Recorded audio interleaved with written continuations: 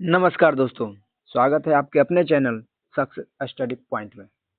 तो दोस्तों, हम लोग एक वीडियो में देख लिए हैं हिंदी व्याकरण के वर्णमाला में स्वर वर्ण के बारे में। स्वर वर्ण का डिफिनीशन यानी कि परिभाषा, स्वर वर्ण के प्रकार, ये सबको देख लिए हैं, स्वर वर्ण की संख्या।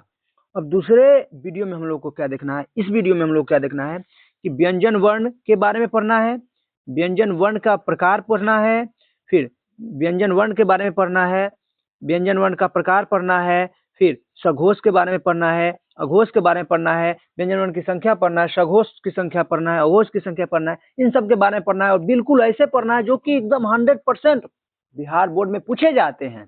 जो एक बार पढ़ लेगा फिर उसको दोबारा पढ़ने की आवश्यकता नहीं है और एकदम छाप कर ही आएगा बिहार बोर्ड में। ये बोर्ड में जाकर, ये मेरे गारंटी है कि छाप कर ही आएगा। चलते हैं आगे, तो बिना समय गवाए हम लोग आगे चलते हैं। थोड़ा सा मोटिवेशनल एक लाइन है, इसको पढ़ते हुए हम लोग आगे चलते हैं। मोटिवेशनल की तो एकदम आवश्यकता है हमारे जिंदगी में। तो लाइन लिखा है कि रास्ते भी जिद्दी हैं, मंजिलें भी जिद्दी है। रास्ते भी जिद्दी हैं, मंजिलें भी जिद्दी है, देखते हैं कल क्या होता है, हौसले भी तो जिद्दी हैं।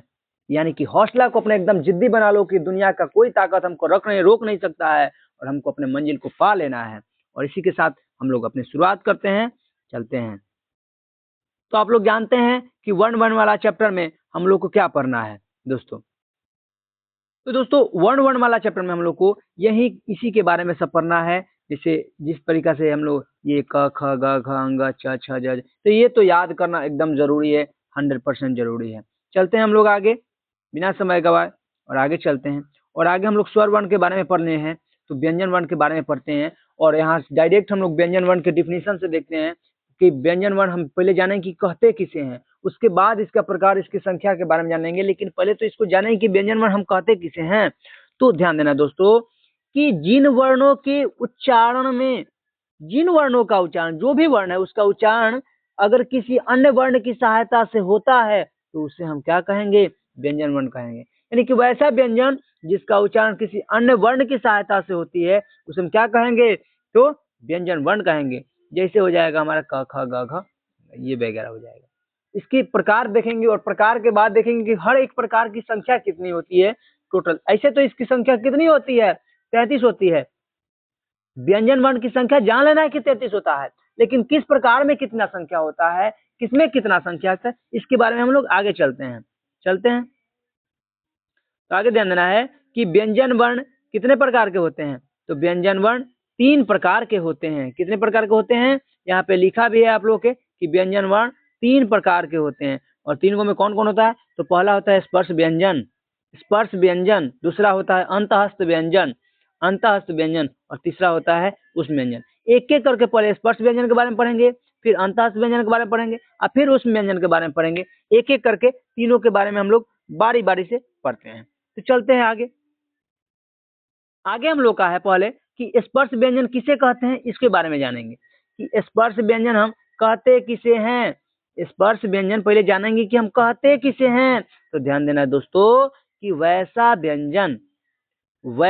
व्यंजन जिसका उच्चारण किससे हो, तो कंठ, तालु, मूर्धा, दंत तथा ओष्ठ के स्पर्श से हो, उसे हम स्पर्श व्यंजन कहते हैं। यानी कि जिसका उच्चारण कंठ के स्पर्श से हो, तालु के स्पर्श से हो, मूर्धा के स्पर्श से हो, दंत के स्पर्श से हो और तथा ओष्ठ के स्पर्श से हो, उसे को हम क्या कहते हैं कि स्पर्श व्यंजन कहते हैं। और दोस्तों, स्पर्श व्यंजन की संख्या कितनी होती है, स्पर्श व्यंजन की संख्या तो हम जानते हैं कि होती कितनी है, 25 होती है ना। स्पर्श व्यंजन की संख्या तो 25 हो गया, लेकिन इसको वर्ग में भी बांटा गया है। तो इसे 5 वर्ग में बांटा गया है।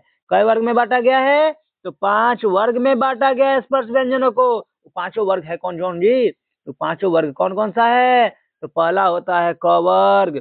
और क वर्ग में कौन कौन सा वर्ण आते हैं, तो क ख ग घ और अंग, ये 5 वर्ण जो होते हैं क वर्ग में होते हैं। और इसी को पहला वर्ग भी बोला जाता है। क्या बोला जाता है, पहला वर्ग बोला जाता है। इसको कौन सा वर्ग बोला जाता है, पहला वर्ग बोला जाता है। दूसरा आता है च वर्ग। तो च वर्ग में कौन कौन सा वर्ण आते हैं, च छ ज झ और य, ये च वर्ग में आते हैं। और इसको हम लोग क्या बोलते हैं, दूसरा वर्ग भी बोलते हैं। आगे है तीसरा ट वर्ग। ट वर्ग में कौन कौन से वर्ण आते हैं, ट, ठ, ड, ढ और र, ये 5 गो वर्ण जो होते हैं क वर्ग में आते हैं, और इसको हम लोग तीसरा वर्ण भी बोलते हैं। ये आप लोग को संधि में आगे पढ़ाएंगे कि हाँ इस पांचों वर्ग का क्या मतलब है। ये बहुत जरूरी है आप लोगों को जान लेना, क्योंकि सबका जरूरी पड़ेगा हमारे संधि में। अगला वर्ग है चौथा वर्ग जो है हम लोगों का त वर्ग। इसमें त, थ, द, ध और न 5 गो वर्ण आते हैं, और इसीलिए इसको चौथा वर्ण बोला जाता है। आगे हम लोग का पांचवा वर्ण। पांचवा वर्ग में कौन कौन सा जाएगा? तो पांचवा में हो जाएगा प, फ, ब, भ और म। ये 5 गो हो जाएगा, इसलिए इसको पांचवा वर्ण बोला जाता है। आगे चलते हैं हम लोग। तो स्पर्श व्यंजन की संख्या 25 होती है, और इसे 5 वर्गों में बांटा गया है। आगे चलते हैं। दूसरा होता है हम लोग का है अंतःस्थ व्यंजन, कि जानेंगे कि ये अंतःस्थ व्यंजन होता क्या है, अंतःस्थ व्यंजन के बारे में जानेंगे, फिर इसका संख्या भी जानेंगे, और कौन कौन होता है उसको भी जानेंगे। तो ये दोस्तों ध्यान देना है, हमारा जो य, र, ल और व, ये 4 गो जो होता है ना, इसी को तो अंतःस्थ व्यंजन कहा जाता है, दूसरा कोई थोड़ी है। य, र, ल और व को इसी 4 गो को अंतःस्थ व्यंजन कहा जाता है, इसीलिए तो इसकी संख्या 4 गो होती है। 4 गो से ज्यादा थोड़ी होगा, 4 गो होगा। चलते हैं आगे। आगे जानेंगे कि उष्म व्यंजन क्या होता है। अरे उष्म मतलब उष्मा गर्मी, तो जिसके उच्चारण से, वैसा व्यंजन जिसके उच्चारण से उष्मा उत्पन्न होती है, गर्मी उत्पन्न होती है, यानी कि हमारे मुंह में घर्षण से गर्मी उत्पन्न होती है, उष्मा उत्पन्न होती है, उसी को तो कहते हैं क्या चीज, क्या कहते हैं जी? तो उष्म व्यंजन न कहते हैं, उसको हम उष्म व्यंजन कहते हैं, क्योंकि उष्मा उत्पन्न होती है। इसकी संख्या भी हम 4 गो जानते हैं। स्पर्श व्यंजन के छोड़ के बाकी सबका संख्या 4 गो ना होता है। 4 गो कौन कौन होता है? तो तालव्य श हो गया, मूर्धन्य श हो गया, दंत हो गया और ह हो गया।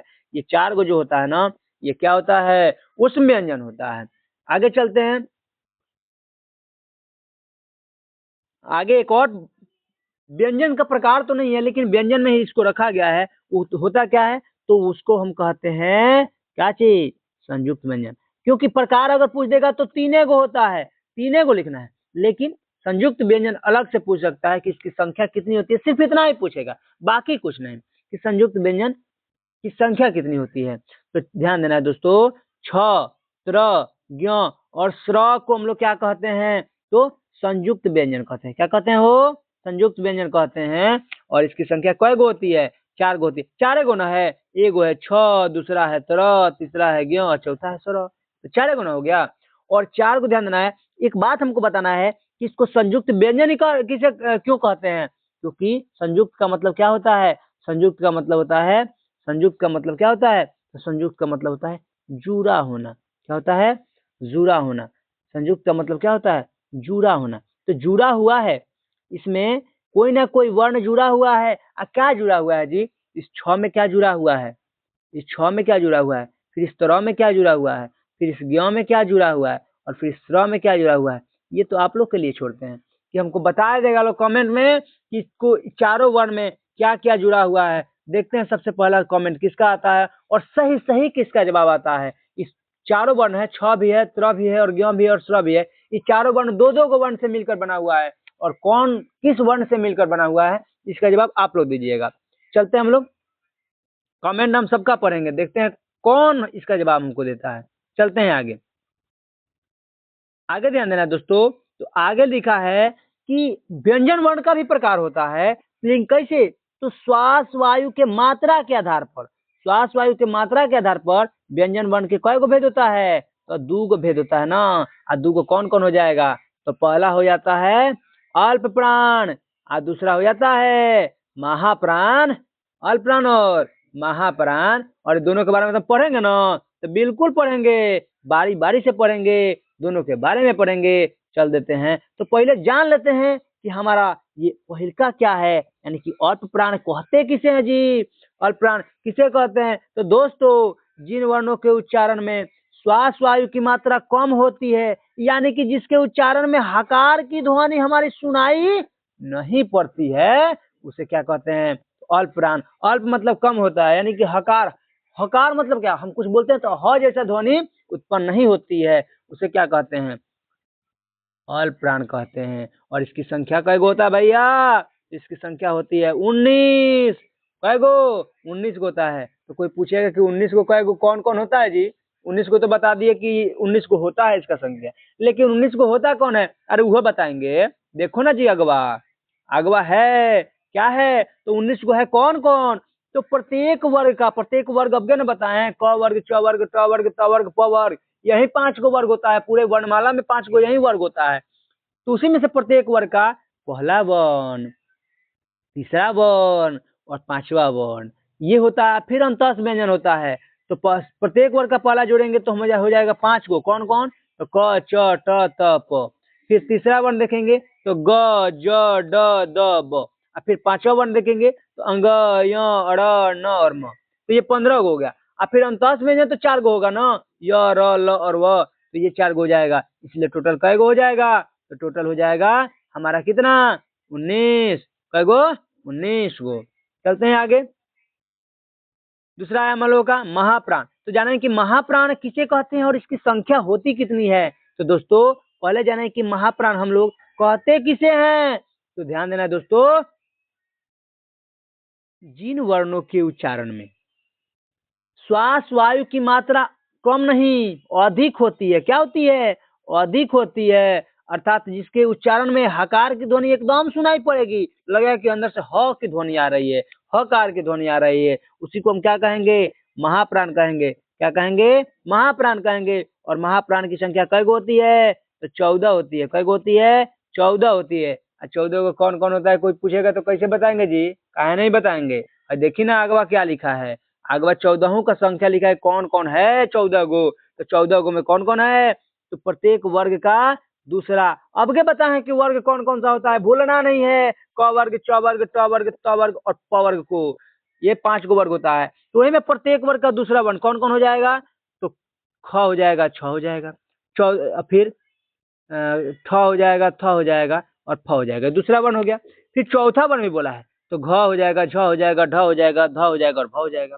और फिर उसके बाद उस व्यंजन भी तो बोला है ना, तो उस व्यंजन है 4 गो, तीनों स, यानी कि तालव्य स, मूर्धन्य स, दंत स और एगो ह, ये उस व्यंजन होता है। इसकी संख्या कै गो हो गया, 14। चलते हैं आगे। तो ये तो हमारा व्यंजन वर्ण का प्रकार था। लेकिन संपूर्ण स्वर और व्यंजन वर्णों को, संपूर्ण स्वर और व्यंजन वर्णों को स्वर तंत्रियों में कंपन के आधार पर, किसके आधार पर, स्वर तंत्रियों में कंपन के आधार पर कितने वर्गों में बांटा गया जी, तो 2 वर्गों में बांटा गया है। कई वर्गों में, 2 वर्गों में बांटा गया है। कौन कौन हो, तो पहला होता है घोष, घोषे को कहते हैं सघोष, और दूसरा होता है अघोष। दोनों के बारे में पढ़ेंगे क्या, जरूर पढ़ेंगे, क्या नहीं पढ़ेंगे, तो दोनों के बारे में पढ़ ही लेते हैं बारी बारी से। चलते हैं। तो इसमें पहला क्या है, तो पहला है सघोष। क्या है, सघोष किसे कहते हैं हो, तो हम लोग जानते हैं ना, क्या जानते हैं कि जिन वर्णों के उच्चारण में स्वर तंत्रियों में, हमारा जो स्वर तंत्री है जिससे हम बोलते हैं उसमें कंपन होता है, तो जिसमें कंपन होता है उसे क्या कहते हैं हो, सघोष कहते हैं ना, तो उसे सघोष कहते हैं। आज इसकी संख्या कितनी होती है, तो ढेर होती है। कै गो, तो 31 गो, 31, 3 पर 1, 30 गो एगो, 31 गो है नु। चलो जी, तो 31 को खाली बता दिए तो हो गया ना, 31 को कौन कौन होता है वह बताएंगे, कहा नहीं बताएंगे, सब बताएंगे।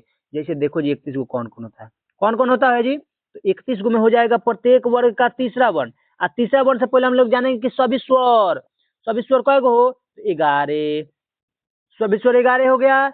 उसके बाद प्रत्येक वर्ग का तीसरा वर्ण, कौन सा तीसरा वर्ण, 5 गो हो गया। फिर चौथा वर्ण, चौथा वर्ण फिर 5 गो हो गया। फिर पांचवा वर्ण, पांचवा वर्ण में 5 गो हो गया। फिर अंतस व्यंजन, अंतस व्यंजन में 4 गो हो गया। फिर एगो ह, एगो हो गया। तो देखो ना जी, 11 गो 5 गो, 16 गो 16 गो 5 गो, 21 गो 21 गो 5 गो, 26 गो 26 गो 4 गो, 30 गो 30 गो एगो, 31 गो। इसलिए इसकी संख्या कै गो होती है, 31 गो होती है। 31 गो कौन कौन, देख लो सभी स्वर बोला है, तो अ आ छोटी बड़ी छोटा ऊ बड़ा ऊ री ए ओ औ, तो ये हो गया हमारा स्वर। उसके बाद प्रत्येक वर्ग का तीसरा वर्ण बोला है, तो देखो जी तीसरा ग, ज, ड, द, ब हो गया। प्रत्येक वर्ग का चौथा वर्ण यहाँ बोला है, तो हो जाएगा घ, झ, ढ, भ, ध, ये हो गया। फिर पांचवा वर्ण बोला है, तो अंग, य, अड़, न और म, 5 गो हो गया। फिर अंतस व्यंजन बोला है, य, र, ल और व, 5 गो अंतस व्यंजन हो गया। फिर एक ह बोला है ना, तो ह को भी लिख दो। इसको लेकर के हमारा कितना हो गया, 31 गो हो गया। चलते हैं आगे। अघोष किसे कहते हैं जानिए लेते हैं, इसको काहे छोड़ेंगे, दुख लग जाएगा ना उसको। तो अघोष किसे कहते हैं जान लेते हैं। तो अघोष हम किसे कहते हैं, तो जिन वर्णों के उच्चारण में स्वर तंत्रियों में कंपन होबे ना करता है, नहीं होता है, उससे हम क्या कहते हैं, तो उसे हम अघोष कहते हैं। एक शब्द में जानना है कि जिसके उच्चारण में स्वर तंत्र में कंपन ना हो वो अघोष हो गया। और इसकी संख्या, तो सघोष का 3 पर 1, तो अघोष का 1 पर 3 उल्टा, यानी कि 13। इसकी संख्या कै गो, 13 गो होती है। 13 कौन कौन होता है जी, वो जानेंगे, इसको को छोड़ेंगे ना है, तो जान लेते हैं 13 को कौन कौन होता है। 13 को में हो जाएगा प्रत्येक वर्ग का पहला वर्ण 5 गो, है ना, प्रत्येक वर्ग का पहला वर्ण और दूसरा वर्ण। तो पहला दूसरा ये हो गया, पहला दूसरा ये हो गया, पहला दूसरा ये हो गया, पहला दूसरा ये हो गया, पहला दूसरा ये हो गया, तो 10 गो तो हो गया। और फिर तीनों सौ बोला है, तालव्य स, मूर्धन्य स और दंत स, तो ये तीनों सौ हो जाएगा, तो 10 और 3 13 हो गया। तो इस तरीका से हमारा अघोष की संख्या कितनी होती है, 13 होती है। और इसके आगे हम लोग जानेंगे अगले वीडियो में। अगले वीडियो में हम लोग प्रत्येक वर्ण का उच्चारण स्थान जानेंगे कि किस वर्ण का उच्चारण स्थान क्या है, यानी कि कौन सा वर्ण का उच्चारण हम करते हैं तो कहाँ से उस उच्चरित होता है, और उस वर्ण को किस वर्ण के अंतर्गत रखा गया है, प्रत्येक वर्ण को किस वर्ण के अंतर्गत रखा गया है। और उस तरीका के क्वेश्चन, मतलब 7 से 8 क्वेश्चन, 10 क्वेश्चन ही पूछे जाते हैं बिहार बोर्ड मैट्रिक में, इंटर में भी पूछे जाते हैं। तो उसको एकदम बिल्कुल विस्तार पूर्वक एक एक वर्ण को हम लोग जानेंगे कि किस वर्ण को किस वर्ण उच्चारण स्थान क्या है। अगर वीडियो अच्छा लगा हो तो चैनल को सब्सक्राइब करें, अपने दोस्तों के साथ शेयर करें, लाइक करें, और एकदम इतना शेयर करें ताकि हर एक बच्चा के पास ये वीडियो पहुंचे और वो पढ़ ले, और पढ़ करके आपका नाम ले कि हाँ ये मेरा दोस्त, मेरा भाई मेरे पास वीडियो भेजा था जिसकी वजह से हम पढ़े और मेरा रिजल्ट इतना बेहतर आया। तो ये मेरे लिए तो एक काम कर ही सकते हैं। अगर वीडियो लगा अच्छा लगा हो तब करना है। धन्यवाद।